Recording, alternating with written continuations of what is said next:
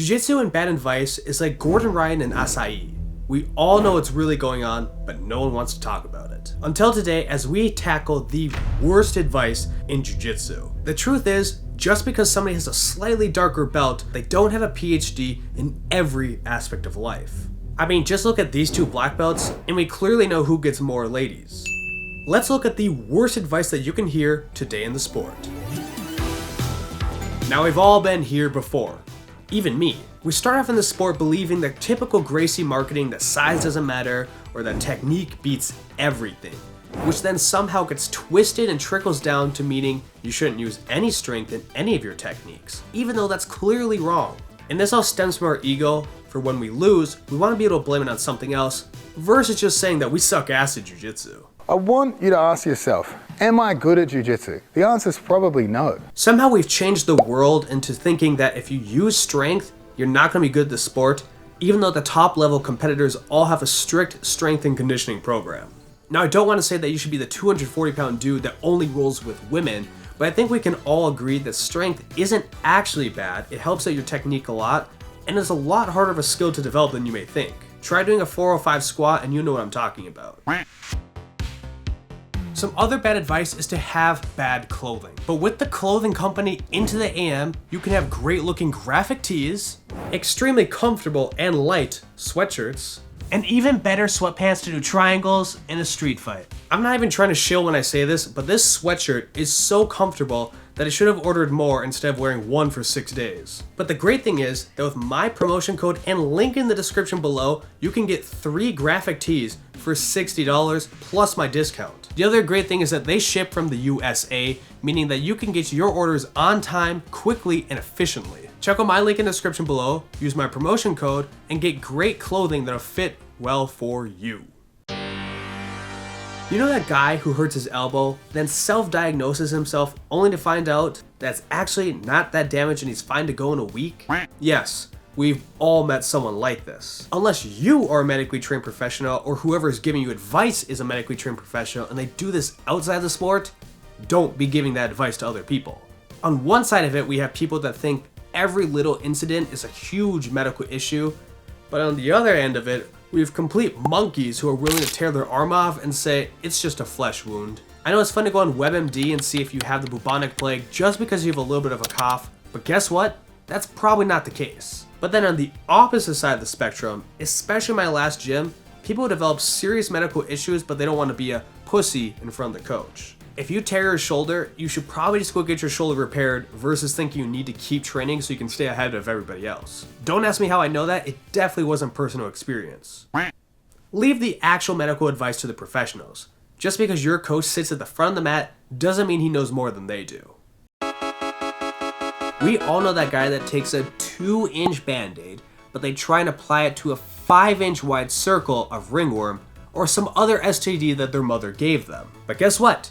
You aren't fooling anyone. We can all see the red pus circling around your arm. By you not taking care of yourself, you're trying to spread this to other people that you train with. None of us want to be looking like the creatures from The Hills Have Eyes because you couldn't take care of your skin and refused to shower. Clean yourself up after class and feel free to put on some soap. The old trick of splashing some water down there for the men isn't always going to work. Now let's pretend that you have been treating yourself, but somehow you still developed something like ringworm, staph, or some other skin infection. Treat it the right way.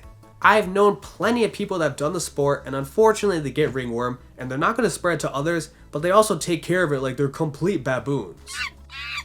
For a personal example, my girlfriend when she started Jiu-Jitsu years ago used to tell me that the coach told her to put bleach all over her ringworm. And of course, being new to the sport, not knowing anything about ringworm or skin infections, believed him and had him help her do it. You know what will happen in that situation? You might burn it away temporarily, and you're also going to burn away the skin layers underneath. But here's a spoiler alert, the bleach didn't work and it felt horrible. So what do you think they did next? They actually tried to physically burn the ringworm with a lighter. I mean, what world are we living in where you're trying to burn ringworm off your arm so you can train? And you want to know the crazy part?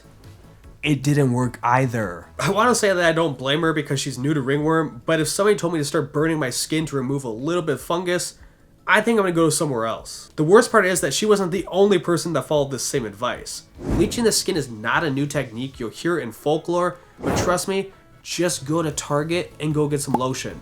I know it might cost you $5, but it's not gonna hurt you, and it actually will work. Now I think building off the case where your coach was telling you to bleach your ringworm is a good idea to understand. Be careful who you learn from. You should always vet where you get your knowledge. I'm not going to listen to the crazy people on Facebook talk about their conspiracies. Instead, I'm going to look into it myself. And this applies to jiu-jitsu as well.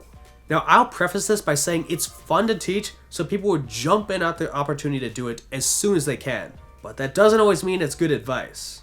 Anyone teaching technique at a belt lower than brown belt is questionable. Now, don't shoot me right now, because there certainly are good coaches that are purple belts or blue belts, but you just need to consider who is teaching the technique. There's a big difference between a world-class competitor purple belt that's tried these techniques teaching it to you versus the hobbyist purple belt that got it through attendance points. For example, if you're getting knowledge from a blue belt because you're completely new to the sport, there's a very good chance what they teach you will be very helpful. But later on in life, when you look back at that advice that they taught you, you'll understand that it had some holes in it, even if it helped you at that time.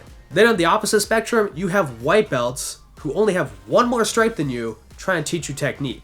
That one is very questionable, and I'll try to wring that one out as soon as you can. It's best to rely on your coaches or on others that have lots of years of experience in the sport because they have all this training done already. It's also wrong to say they should only learn from your coach. I will say that this mentality is changing, but there are a lot of gyms out there that still think you need to learn only from your coach. That means no YouTube, which is a personal offense, no visiting other gyms, and total gym commitment. These are the signs that you've joined a cult and you've been drinking way too much Kool-Aid up to this point. I mean, think about it. When has it ever been true in life that if you're trying to learn some skill, you can only learn it from one person? And if somebody ever tells you that you can only learn from them because they have the secret techniques, trust me, get out of there as fast as you can. Now this last one probably applies to so many people out there and they don't even know it. Just keep showing up, bro. This advice of just showing up is how you become an attendance blue belt. You did enough classes, you still death grip somebody at every opportunity possible, and you lose 9 out of 10 roles in the kids class. Now realistically, people are just telling you this advice because they don't really want to talk to you or get into it. But you need to go into class with a game plan. For example, can't get out side control because you keep getting smashed by bigger people? Ask your coach how to get out, start in that position every single roll on bottom, and then try and work it from there.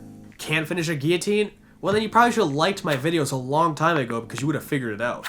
Showing up to class is a great way and the first step to get better, but it's not the only step. We need to have extra things to help us out, such as going in with an agenda, and then we'll have success. Now, of course, there's tons of bad advice that I may not have covered, but hopefully by following this video, you won't fall into the same traps as you were before. However, if you want to make sure that you get your blue belt quickly because you haven't reached that step, make sure to check out this video here.